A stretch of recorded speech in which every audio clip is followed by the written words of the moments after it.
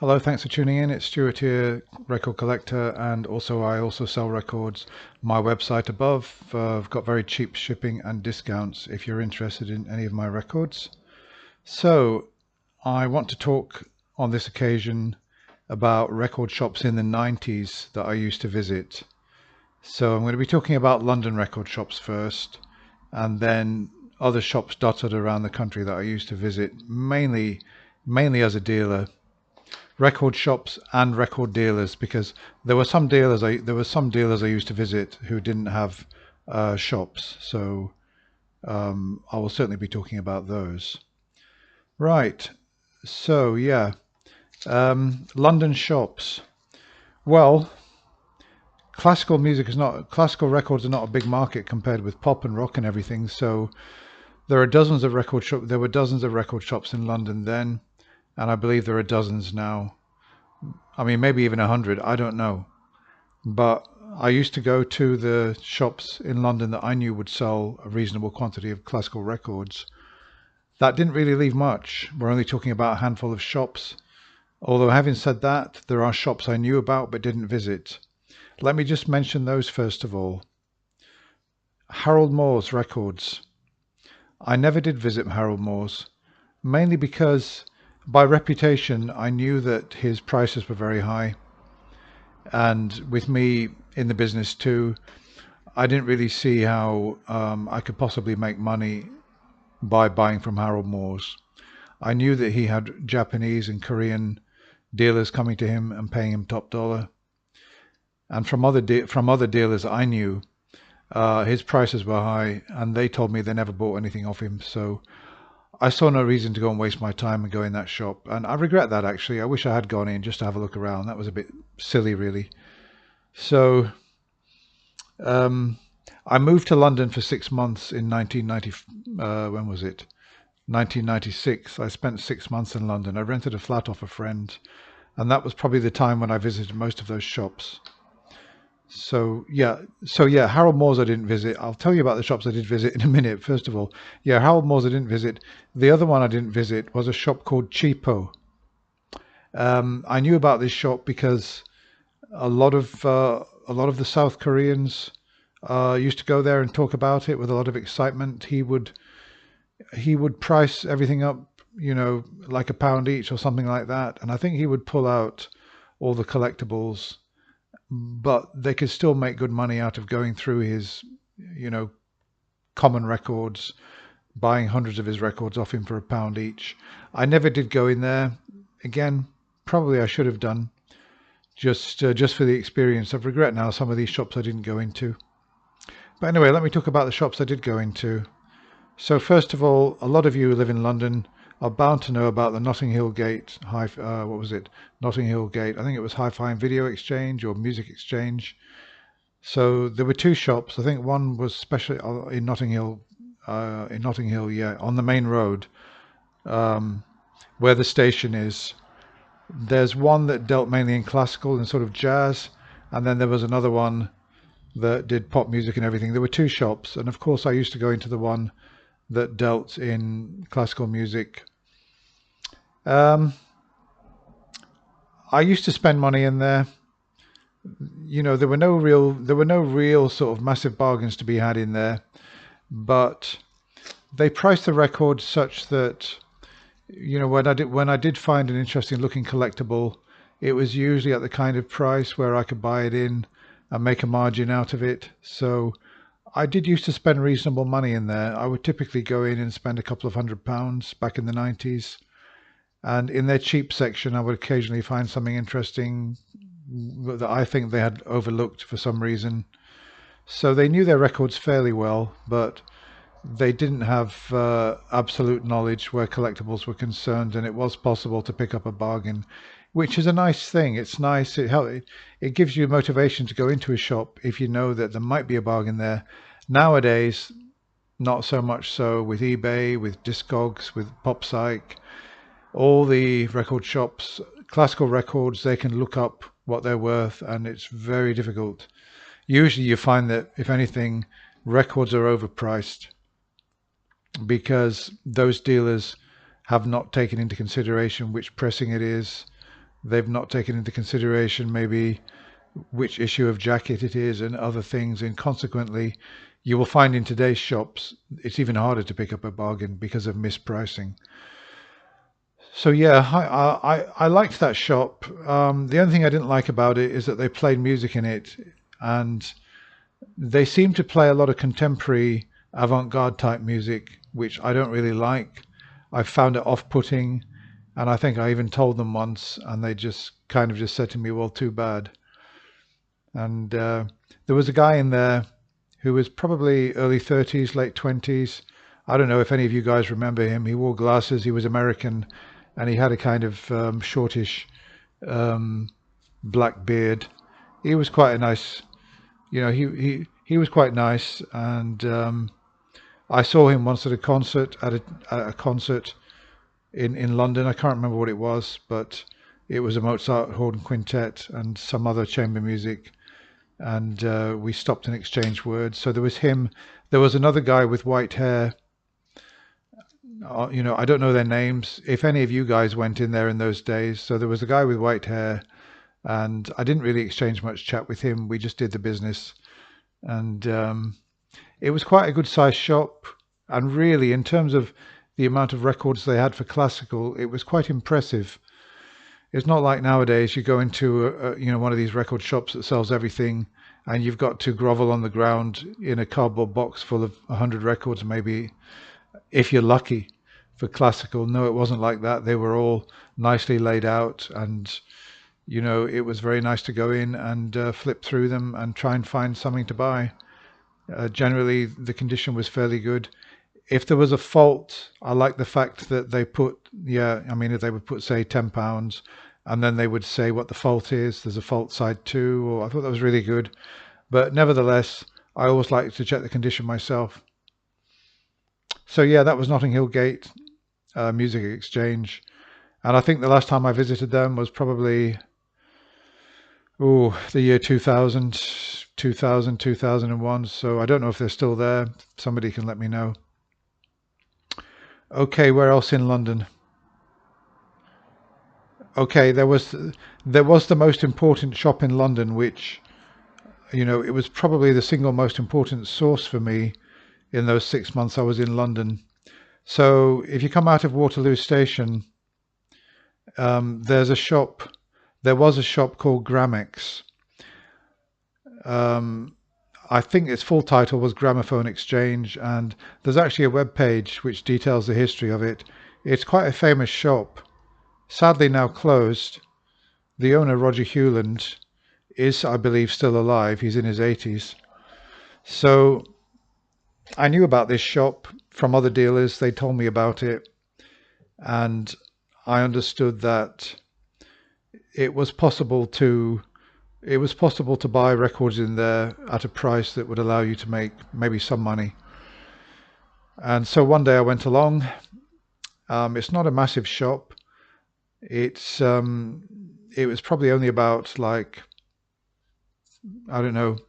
15 meters to the back, and then about 3 meters wide. It was sort of long and thin, and it had sort of white shelves built in, holding the records. They were also selling CDs. I noticed they did quite a brisk trade in second-hand CDs, jazz and classical. They usually have more people looking at the CDs in those days than they did the records. So one day I went in, and at the back of the shop there was a kind of leather sofa. There was a leather sofa for two, and then there was a one-seater, like a kind of, I don't know what style it is, Regency or something like that, with the buttons. And there was a gentleman there sitting. He had sort of white hair, and he had one or two people sitting with him, and he sort of had his hands up like this, and he was talking about music. And he saw me, he said hello, he offered me a cup of coffee, which I accepted, and I took an immediate like to him. I liked the atmosphere in the shop. I noticed that people were sitting around discussing records, discussing recordings, and I really warmed to that atmosphere. That's what I wanted. I was listening to what they were saying. There was an argument going on. So the silver-haired man, the white-haired man was Roger Hewland. He would have been about 60-ish then. he was in a very good state of mind and everything. I mean, he was sharp. And Roger Hewland didn't like Mozart. And I mean, he was big on opera, big on voice, but he didn't like Mozart at all. He was more of a bel canto man for Verdi, Puccini, Bellini, etc. And there was a bit of an argument going on about, the Marriage of Figaro. Somebody was claiming this was the greatest opera ever written, which, I was there. I'd almost be inclined to agree, I'd agree, although I think it was probably Die Zauberflöte, the Magic Flute. Yeah, so I got into the conversation, and I quickly established myself in there as a kind of regular. I used to go in 2 or 3 times a week, sit down with Roger, have a good old chat, have a coffee, and I had a very good rapport with him. I would get first pick of the new records that came in. So there'd be a pile of new records sitting there. Now, I've got to tell you something. I didn't let on to Roger that I was a dealer. I mean, I didn't say what I was. I just went in there and bought records from him. But of course, naturally, I was buying some for my own collection, and I was buying others just to sell and make a profit. Yeah, okay. Yeah, so with Roger Hewland, I was buying records from him. I was buying quite a lot. As I was saying, I would get the pick of the records. Well, exactly when I was around anyway, and I used to go in about 3 times a week, and quite often when I was there would be piles of records set in front of him, and he would actually start going through them, and then he would ask me if I'm interested in this, am I interested in that, and I would say yes, and then how much, and then obviously, actually it was good to do it that way, because he liked to put price labels, of course, on the records, and he used a particularly nasty kind of sticker that was devilishly difficult to get off. So I like to be there before he actually put the price label on, and that was ideal. Now the problem is that I'd established quite a rapport with Mr. Hewland and was getting on very well with him. And I decided to come clean about being a dealer. I thought, well, he thinks that, well, I don't know what he thinks, but I should really tell him that I'm in the trade too. So eventually I told him, and he was delighted to know that I was in the trade. And I explained to him that I had a record shop in Nottingham, or I'd had one, but I'd sold it on. And I'd been in the trade for a few years, and it didn't make any difference to him. In fact, he became sort of even more interested in me as a colleague. And, we did some good business together, and we also had some great chats and times.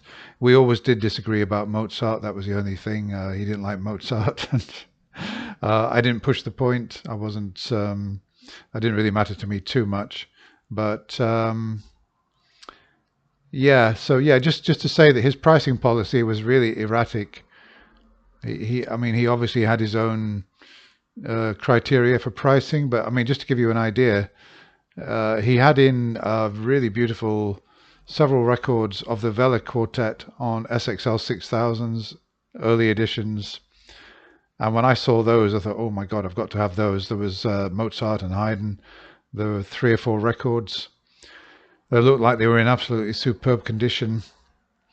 And I thought, oh, he's going to want a lot for those. And I said to him, oh, actually, Roger, I wouldn't mind these. I'm really, I'm a Mozart fan, and Haydn as well. And I said, how much do you want for these? And he said, well, it's chamber music, isn't it? I don't really like chamber music. Make it a tenner each.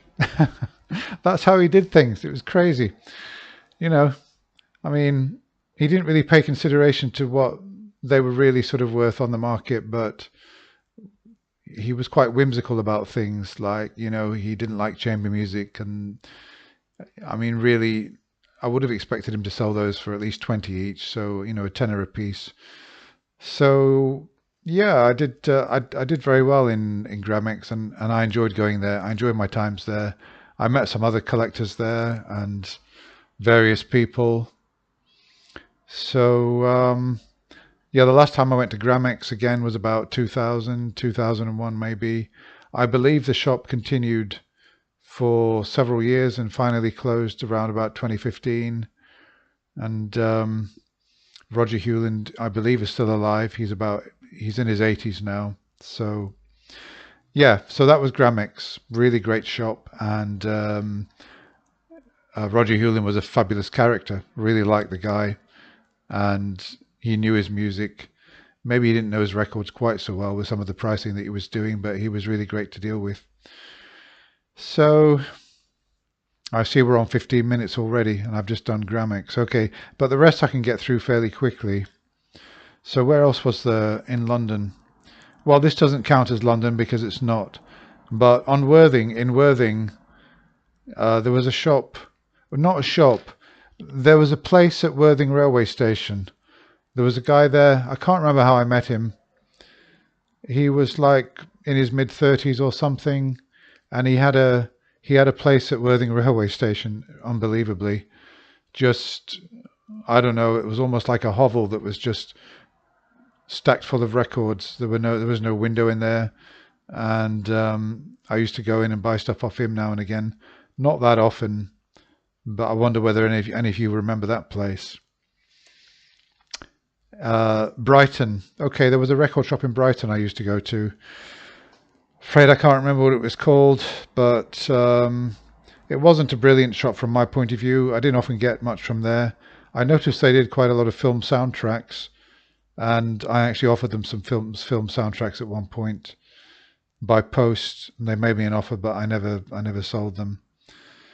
So that was London, really. Not that many places to go in London for classical records even then, and it's probably even worse now, but at least there were some places. As for the rest of the country, let's see. Right, well, the first record dealer I ever visited before I got into dealing myself was a guy in Birmingham called Roger McNichol. He was a lawyer who'd retired. He looked like he was in his late 40s. He wore steel-rimmed glasses, and he had a kind of waistcoat on. I mean, he looked like a lawyer. You know, he was quite sort of smartly dressed. His hair was really thinning on top. He had a little pointed nose, and he had a kind of crafty, sort of cunning expression on his face when he was talking about some of his favorite records and favorite music. He was a big Haydn fan, and I almost fell out with him over that because, you know, he didn't rate Mozart really, and I didn't rate Haydn particularly. So there was a bit of conflict there between us, but apart from that, he was very nice to deal with. What I didn't realize is that I was looking through his bread and butter records, and he never showed me. When I first met him, he must have had another room where he kept all his gems, all his cherries, because when I used to go to him and buy records, it was always you know, fairly bread and butter type stuff. If you saw a narrowband SXL, you'd be lucky. It was mainly sort of boring 4-digit ASDs and archive and all that kind of stuff, and, you know, ordinary DGs, etc. And when I was building up my collection in the early days before I started buying and selling for a living, that was fine. I used to have a good time. He gave me a discount. I think I used to pay in those days on average about £3 a record from him, and I would usually buy about 100 records. So yeah, I was a good customer because I was buying all his, you know, bread and butter records, 300 quid a time. Yeah, I was a really good customer. Later on, when I got my own shop, and he knew I was in the trade, he visited me. He came to me. He spent about £100 in my shop, bought some records, and it was great to see him. So that was Roger McNichol. He used to advertise in Gramophone magazine, and I think he used to do quite well because he was in Birmingham, and he had there were a lot of collections around there in those days being disposed of. Oh, I remember one day I went in. This is before I understood about white and golds, blue and silvers and everything. And I went in. You know, he had a flat with tall ceilings. It was quite a big grand flat, and he had one room where he had all his records in his desk. And I went in, he said hello, and he was on the phone to somebody. There were stacks of records sitting, you know. He'd obviously just had a collection in, and he got through to somebody on the phone, and he said something like, "John, I've struck gold. I didn't know what he meant. I mean, I knew he'd had some good records, but and then when he was off the phone, he started telling me he's just got a collection. He said there are lots of first editions, lots of early stereos, and he said that, you know, he's delighted and he's happy and everything. And later on, I got to know exactly how he felt, because when you get a collection like that, yeah, it's like striking gold. So that was Roger McNichol. Let's see, where else did I go? Oh yeah, Yarborough House Bookshop. Yarborough House Bookshop, not sure if it's still there. I think that it's somewhere off in the west of England, Shropshire, somewhere around there, Herefordshire. Yarborough House, it's in a village. It was in a village. It was a nice bookshop, and he had a very good record section. The guy that ran it was a man called Jock. This was 20 years ago. He was about 60 then, so I guess he's 80 now if he's still alive. I think he ran the place with his wife, and I had a good rapport with him. He knew I was in the trade, and he priced his records up to tempt the collectors to come and to tempt the overseas buyers to come. So I usually spent a good few hundred there when I visited him. He gave me a discount, and I really enjoyed visiting him because it was out in the nice English countryside. It was a nice drive out there, and I used to go to him maybe once a month or once every 2 months to see him. Yep, so there was Jock at Yarborough House. There was a place in Manchester. If you come out of Piccadilly Station, obviously it's probably not there anymore now, but there was a place within 5 minutes walk of Piccadilly Station. I can't remember what it's called, but there was a young man in there. He used to run it, I think, with his father, and he had a special room with all the collectibles, and I used to go in there. He knew I was a dealer, and I used to buy off him, and that was quite nice. It was quite nice to, you know, to go through his best stuff, and I usually did quite well out of there. Where else? Where else? Okay, there was a place in Carlisle, a record shop. It was a hell of a drive for me at the time. I decided to take a chance on it, and I drove up there, stayed overnight in Carlisle. Only visited the place once, but I spent about £400. It was worth my while.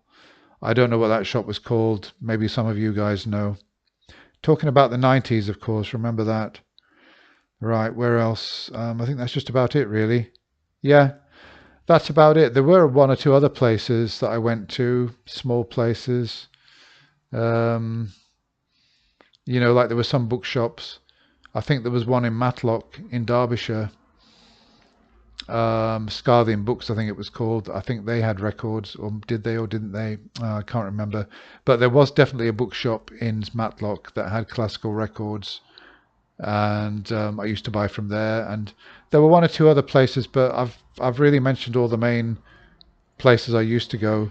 But bear in mind that because I was advertising and actively buying stock, and I'll do a video about how I used to get my stock, because I didn't used to just advertise in Gramophone like a lot of dealers did in those days. I had other ways to get them.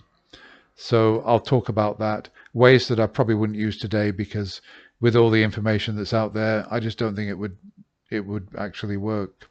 So, okay, well that's it. That's my review of all the record shops I used to visit. Hope you enjoyed that, and I would love to hear from you guys. Are there any places you still visit that are really good on classical records, or that you used to go to? Maybe some that I used to go to and you recognize some of the characters I've talked about. Thanks a lot for watching, and bye for now.